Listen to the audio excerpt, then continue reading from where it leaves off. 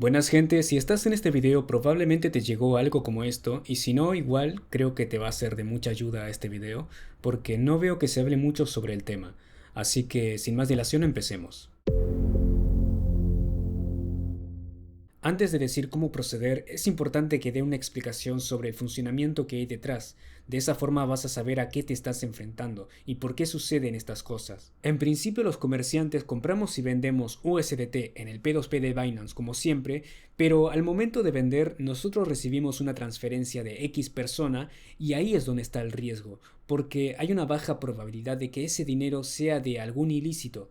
Y sí, esto sucede por más que verifiques que sea titular y que coincide el nombre del banco y de Binance, esto puede suceder aún así. ¿Y por qué sucede esto? Bien, lamentablemente no podemos saber, o al menos en la actualidad, saber quién es la persona con la que estamos comerciando, es decir, a qué se dedica, qué es lo que hace, de dónde provienen sus fondos, y yo creo que esto les debería corresponder a los exchanges, ya que ellos tienen las herramientas suficientes para averiguar todo eso y saber si es de manera segura poder operar con ellos. Entonces, como no se puede y nada de esto sucede, no queda de otra que arreglárnosla como podamos. Quiero que imaginemos la siguiente situación. Por un lado tenemos a una persona común y corriente con 10 millones de pesos, por ejemplo, en su banco, y del otro lado tenemos a un hacker que quiere robar ese dinero. El hacker tiene diversas formas para tratar de hacerlo, pero una de las formas que yo he visto es que publicaran en Facebook, ya sea en grupos de trading, arbitraje, de criptos en general,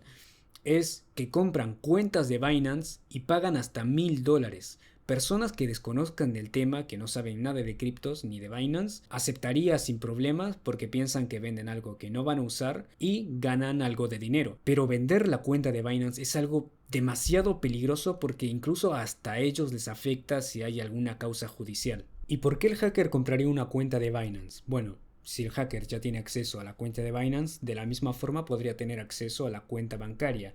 Por ende, tendría acceso a ambos, de un mismo titular.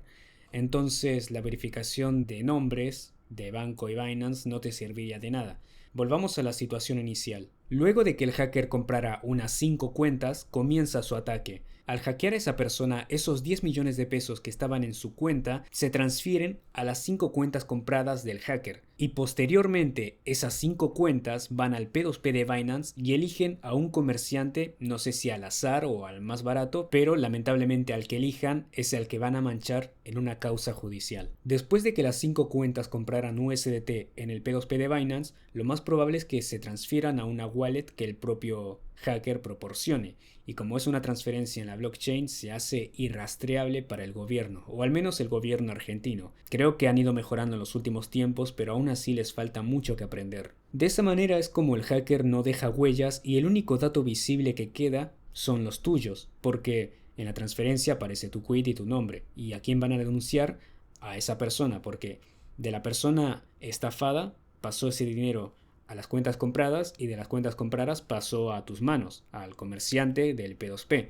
Entonces, así es como terminas en una causa judicial. Tiempo después seguramente te va a llegar una notificación de causa judicial, ya sea en Mercado Pago, Lemon, cualquier otro banco, billetera, y lo importante es no perder la calma, porque hay muchos que se ponen nerviosos, se comen la cabeza y ya no saben qué hacer, y hay muchos que te dicen lo primero que tienes que hacer es buscar abogado y sí, abogado lo vas a necesitar sí o sí, pero no diría que eso es lo primero que hay que pensar, porque hay cosas que todavía se pueden hacer sin abogado aún. Lo más importante es buscar la operación que te dio ese problema y no intentes tratar de hacer que Mercado Pago o el banco te lo diga porque por lo general no te lo dicen y solo mencionan que es información confidencial. No importa cuántas veces hables con el banco, no te lo van a decir y lo mejor es ir a la fiscalía, contactar la fiscalía que te dice en el propio Mercado Pago, que te lo dice ahí, lo buscas en Google Maps y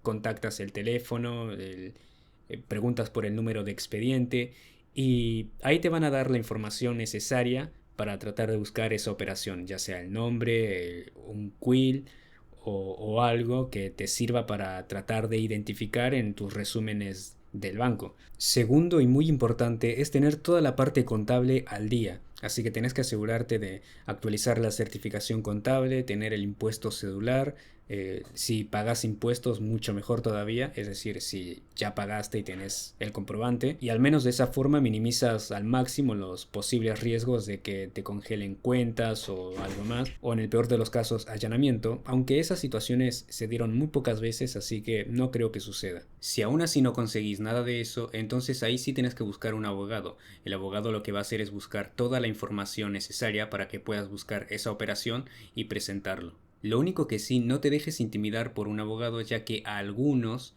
te intimidan solo para que le pagues su servicio a un precio excesivamente alto. Sé que un abogado es muy importante y tiene muy poca oferta, pero no te cierres con uno, hay alternativas. Con esto no quiero decir que el arbitraje P2P no sea rentable a largo plazo, porque efectivamente lo es. Por más que pagues abogados, certificaciones, impuestos celular, al final del día sí te va a quedar una buena ganancia. Y además, le sumo que yo vivo de esto personalmente. Desde hace 2 años que me dedico al arbitraje P2P. Pero bueno, si tu intención es dedicarte puramente al P2P, entonces tienes que tomar varias precauciones, como por ejemplo, yo he estado recopilando información sobre los perfiles que han causado una causa penal y varios de esos perfiles tienen algo en común, como por ejemplo que tienen entre 10 a 20 operaciones o 70 días de haberse creado la cuenta, lo cual si filtramos con esos datos podemos minimizar aún más el riesgo de caer en una causa penal, que si de por sí es bajo, con esto se minimiza a casi nulo, casi porque siempre hay una pequeña probabilidad de que pueda suceder. Alguien más ya había recopilado información y la conclusión es que para minimizar al máximo estos riesgos hay que filtrar por 90 días de haberse creado la cuenta y 60 operaciones completadas en total. Lo de las 60 operaciones solo lo pueden hacer los comerciantes verificados, así que si no sos verificado, basta con los 90 días. Y se preguntarán cómo es que sé todo esto, y es porque yo también tuve una causa hace un tiempo, y que el susto no se lo quita a nadie, pero ¿qué pasa con el tiempo? Después de hablar con el abogado, seguramente te van a hacer alguna entrevista y simplemente respondes lo que te pregunten y el abogado te dirá qué hacer exactamente. Otro dato que me estaba a punto de olvidar es que entre los perfiles que te dan una causa judicial también hay un patrón, y es que generalmente los montos que se manejan son de entre 800,000 hasta 2 millones de pesos, así que yo creo que esa información es muy buena, ya que si operamos con montos más pequeños, la probabilidad también disminuye. Aún así, siempre está la probabilidad, como siempre digo. Así que espero que este video te haya sido de útil al menos en algo. Si es así, no te olvides de darle un like y suscribirte a mi canal. Si tienes alguna pregunta, no dudes en dejarlo en la caja de comentarios. Así que nos vemos en el próximo video. Hasta luego.